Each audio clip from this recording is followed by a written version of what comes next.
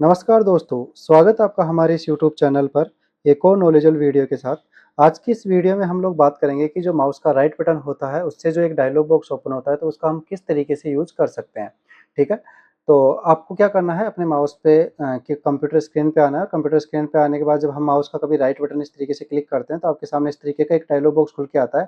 तो आज की इस वीडियो में हम यही जानेंगे कि इन ऑप्शंस का किस तरीके से हम यूज़ कर सकते हैं, ठीक है? तो चलते हैं और समझते हैं एक-एक चीज़ को अपन यहाँ पे। तो सबसे पहले आपको क्या करना है, जैसे आप राइट बटन क्लिक करोगे, देखो दोस्तों होता क्या है कि अपन अगर किसी यहाँ पे जो ये आइकन्स आपको दिखाई दे रहे हैं, अगर किसी आइकन पे जाके अपन राइट बटन क्लिक करेंगे इस तरीके से, तो ये उसकी प्रॉपर्टी को ओपन कर देता है, उससे रिलेटेड ऑप्शंस खोलता है।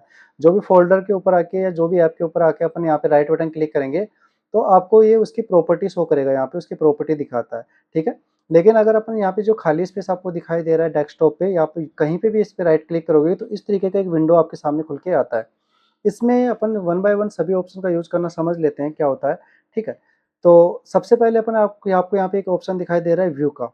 व्यू का मतलब क्या होता है दोस्तों कि यहाँ पे जो ये डेस्कटॉप पे आपको ये आइकन जो दिखाई दे रहे हैं, इनकी साइज़ को अपन यहाँ से एडजस्ट कर सकते हैं। सबसे पहले आपको आइकन दिखाई दे रहा है लार्ज आइकन, मीडियम आइकन और स्मॉल आइकन। अभी जो मेरा है वो मीडियम आइकन पे सिलेक्ट है।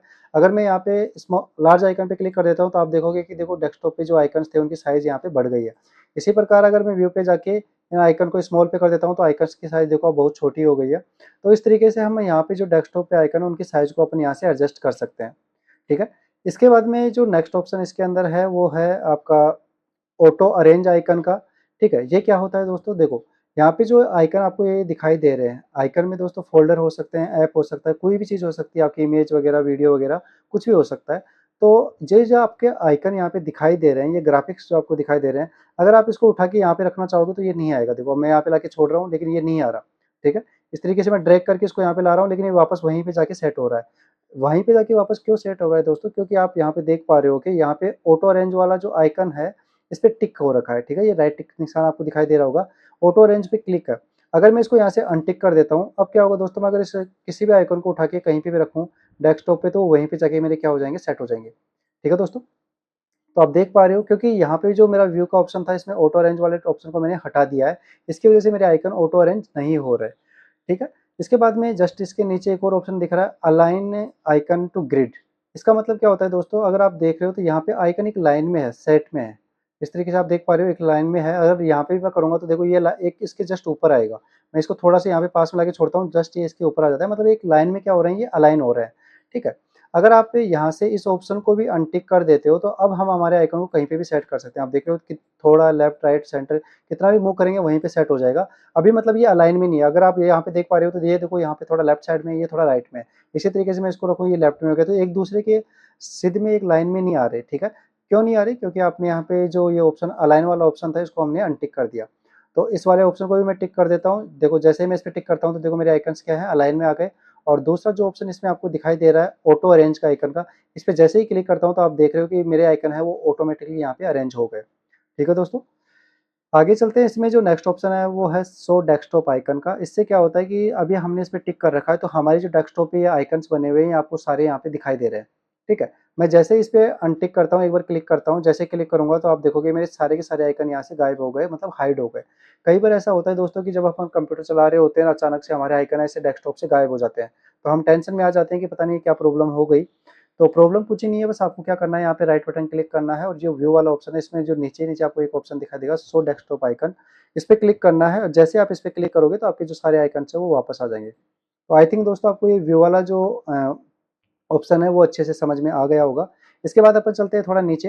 नीचे आपको ऑप्शन दिखाई दे रहा है सॉर्ट बाय का। सॉर्ट बाय का मतलब क्या होता है दोस्तों कि यहाँ पे जो आइकन हमने रख रखे हैं ना, इनको अपन सॉर्ट कर सकते हैं। सॉर्ट कैसे कर सकते हैं? नेम से कर सकते हैं। अब नेम से सॉर्ट कैसे होगा? जैसे अल्फ़ाबेट के हिसाब से। अपन ए वाले, जैसे आपने देखा होगा कि स्कूल वगैरह होती है तो वहाँ पे जो बच्चों की अटेंडेंस लगाई जाती है, तो उस टाइम में जो बच्चे होते हैं वो अल्फ़ाबेट सीरीज़ में होते हैं। ए वाले पहले आते हैं, फिर बी वाले, फिर सी वाले। इस तरीके से वो ए टू जेड की एक सीरीज़ में चलते हैं। तो यहाँ भी अपन अपने आइकन्स को नेम से सेट कर सकते हैं कि जो भी आइकन का नेम होगा, उस हिसाब से अपन यहाँ पे इसको सॉर्ट कर सकते हैं। दूसरा ऑप्शन जो आपको यहाँ पे दिखाई दे रहा है, ये आपको है साइज़ का। साइज़ का मतलब ये दोस्तों क्या होगा कि जो आइकन जितना बड़ा होगा, जिसकी साइज़ जितनी होगी, यहाँ पे आप देख पा रहे हो ये 413 एमबी का है। इसके जस्ट नीचे लाऊँगा तो यहाँ पे आपको इसकी साइज़ बताएगा, ये 33 एमबी का है। तो ये साइज़ के हिसाब से मेरे आइकन क्या हो गए, यहाँ पे सेट हो गए। ठीक है? इसी के बाद में अगला जो ऑप्शन है वो है आइटम टाइप्स। आइटम टाइप का मतलब क्या होता है कि इसमें क्या होगा, हमारे जो आइकन्स है वो अलग-अलग फ़िल्टर हो जाएँगे, जैसे मैं आपको करके बताता हूँ यहाँ पे।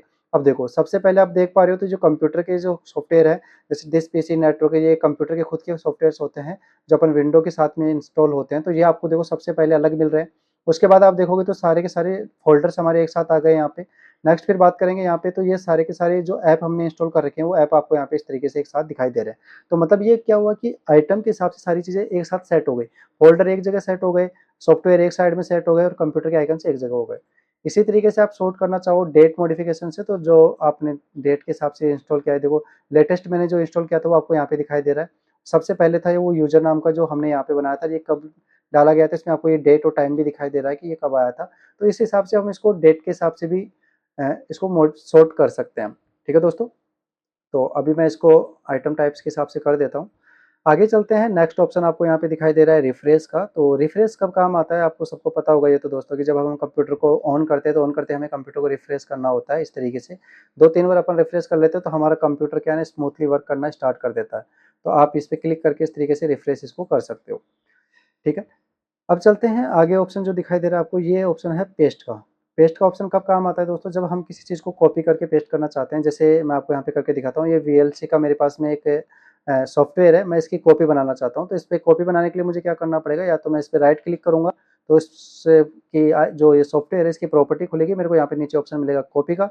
या तो मैं इस पे क्लिक कर सकता हूँ, या इसका शॉर्टकट होता है कॉपी का कंट्रोल+C, वो आप यहाँ पे प्रेस कर सकते हो। मैं इस पे जैसे ही क्लिक करता हूँ तो अब देखो यहाँ पे राइट बटन में क्लिक करूँगा, ये पेस्ट वाला ऑप्शन मेरा हाईलाइट हो गया है। ठीक है? इसका मतलब क्या है कि हमने जो भी चीज़ कॉपी करी की है पहले, उसको अपन यहाँ से पेस्ट कर सकते हैं। जैसे मैं इस पे क्लिक कर दूँ तो आप देखोगे दोस्तों यहाँ पे वो चीज़ मेरी पेस्ट हो गई है। ठीक है? इसी के बाद में इसके जस्ट नीचे एक और ऑप्शन दिखाई दे रहा है पेस्ट शॉर्टकट का, जो हम आइकन को कॉपी करके पेस्ट कर रहे हैं उसका एक शॉर्टकट अपन यहाँ से बना सकते हैं। ठीक है? उसी आइकन का अपन को यहाँ मतलब जो भी सॉफ्टवेयर है या कोई भी चीज़ हम जो कॉपी करके लाए हैं उसका एक शॉर्टकट अपन यहाँ से क्रिएट कर सकते हैं। नेक्स्ट आपको यहाँ पे दिखाई दे रहा है अंडू का ऑप्शन। अंडू का मतलब क्या होता है दोस्तों, एक स्टेप पीछे जाना। ठीक है? यहाँ पे आपको दिखाई भी दे रहा है इसका शॉर्टकट कंट्रोल+Z, जैसे मैं आपको बताता हूँ। ये देखो यहाँ पे जो ये अभी नया हमने कॉपी किया था वीएलसी मीडिया प्लेयर का सॉफ्टवेयर, तो इसको मैं यहाँ से सेलेक्ट करके इसको डिलीट कर देता हूँ। राइट क्लिक किया मैंने और डिलीट कर दिया। अब ये देखो, अगर आप यहाँ पे देखोगे तो ये डिलीट हो चुका। अगर मैं यहाँ से एक स्टेप पीछे की बात करूँ तो आपको पता है कि यहाँ पे क्या था, वीएलसी का जो सॉफ्टवेयर था वो यहाँ पे था। तो मेरे को क्या करना है, सिंपली यहाँ पे अंडू का ऑप्शन दिखाई दे रहा है, या तो मैं इस पे क्लिक कर दूंगा या शॉर्टकट कंट्रोल+Z कीबोर्ड से यूज कर लूंगा। तो जैसे ही मैं इस पे क्लिक करता हूँ तो आप देखोगे वो आइकन मेरा वापस आ गया। मतलब डिलीट की हुई चीज़ को अगर आपको वापस लेके आना है तो उसके लिए अब हम यहाँ पे अंडू करते हैं। तो आई थिंक दोस्तों आपके ये सारे ऑप्शन क्लियर हो गए होंगे।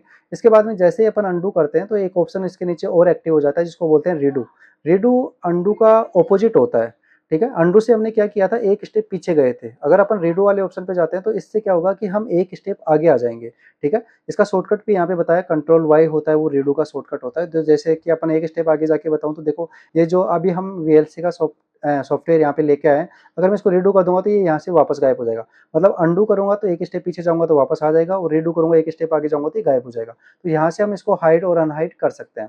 ठीक है? और जैसे ही वो सॉफ्टवेयर यहाँ से गया तो देखो वो अंडू और रीडू का ऑप्शन भी आपके यहाँ से जो राइट बटन वाला क्लिक है इससे ये गायब हो गए। ठीक है दोस्तों? आगे चलते हैं अपन यहाँ पे आपको ये कुछ ऑप्शन ग्राफिक्स से रिलेटेड मिल रहे हैं, तो ये तो अलग-अलग होते हैं, इनका कोई इतना यूज़ होता नहीं है, ये ग्राफिक्स से रिलेटेड होते हैं। ठीक है? तो इनको अपन यहाँ पे स्किप कर देते हैं। ये हर जो भी विंडो होती है उसके साथ जो भी ग्राफिक अपन इंस्टॉल करते हैं उससे रिलेटेड ऑप्शंस यहाँ पे एक्टिव हो जाते हैं। तो इनको अभी अपन यहाँ से रिमूव करते हैं, छोड़ते हैं इसको अभी के लिए। इसके जस्ट नीचे चलते हैं, आपको यहाँ पे एक ऑप्शन दिखाई दे रहा है न्यू का। न्यू का ऑप्शन दोस्तों कब काम आता है, जब आपको मान लो कि कभी नया फ़ोल्डर बनाना हो। देखो आपको यहाँ पे दिखाई दे रहा है न्यू पे आना है, न्यू पे आने के बाद राइट पे क्लिक करोगे, यहाँ से आपके सामने इस तरीके से एक नया फ़ोल्डर बन जाएगा।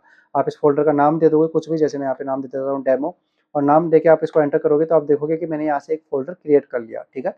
तो आप इस न्यू वाले ऑप्शन पे जाके यहाँ से एक नया फ़ोल्डर क्रिएट कर सकते हो। इसके जस्ट नीचे आपको दिखाई दे रहा है शॉर्टकट। तो आपने जो भी फ़ोल्डर वगैरह कुछ भी बनाया या किसी भी चीज़ का अगर आप शॉर्टकट बनाना चाहते हो तो शॉर्टकट वाले ऑप्शन पे आप क्लिक करके शॉर्टकट बना सकते हो। इसके जस्ट नीचे आएँगे तो आपको यहाँ पे हमारे कंप्यूटर में जो सॉफ्टवेयर्स होते हैं, जैसे एमएस ऑफिस के सॉफ्टवेयर हो गए, ठीक है? जो हम इंस्टॉल करके रखते हैं, तो उन सॉफ्टवेयर के शॉर्टकट्स आपको यहाँ पे मिल जाते हैं ऑलरेडी। आप इन पे क्लिक करके डायरेक्ट उन ऐप्स वगैरह को ओपन कर सकते हो। जैसे आपके एमएस वर्ड है, पावर पॉइंट है, एक्सेल होता है, विनरार है, टेक्स्ट डॉक्यूमेंट है, तो जो भी ऑप्शन आपको यहाँ पे दिखाई दे रहे हैं, उन सारे ऑप्शन को अपन यहीं से डायरेक्ट क्लिक करके ओपन कर सकते हैं। ठीक है दोस्तों?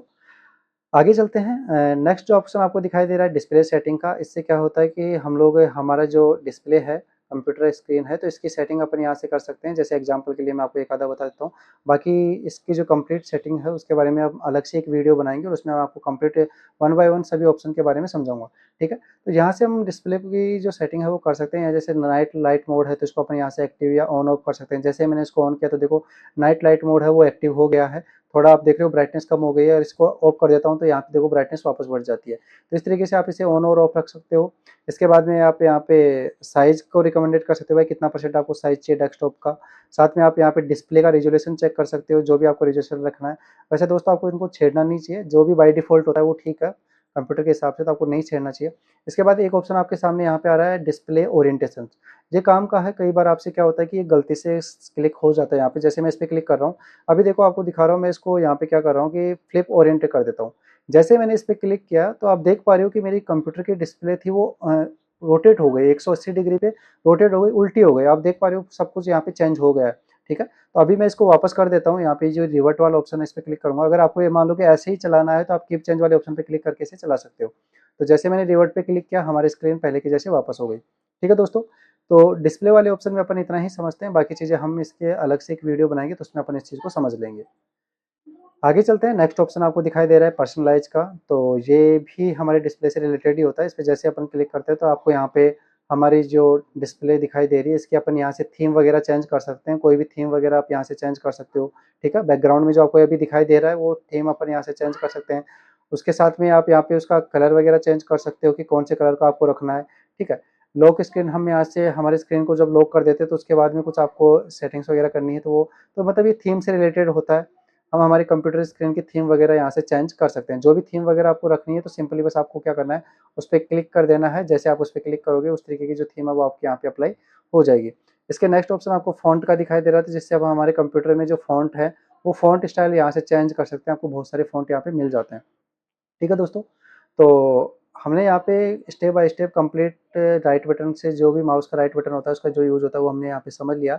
आई थिंक आपको ये वीडियो पसंद आई होगी। अगर आपको ये वीडियो पसंद आई है तो इसे एक लाइक कीजिएगा, शेयर कीजिए और अपने दोस्तों को भी शेयर कर दीजिए ताकि उनका भी फ़ायदा हो सके। और अभी तक आपने अगर हमारा चैनल सब्सक्राइब नहीं किया है तो प्लीज़ आप इसे सब्सक्राइब कर लीजिए ताकि आगे आने वाली वीडियोज़ का नोटिफ़िकेशन आपको मिल सके। मिलते हैं एक और नई नॉलेजेबल वीडियो के साथ में, तब तक के लिए धन्यवाद।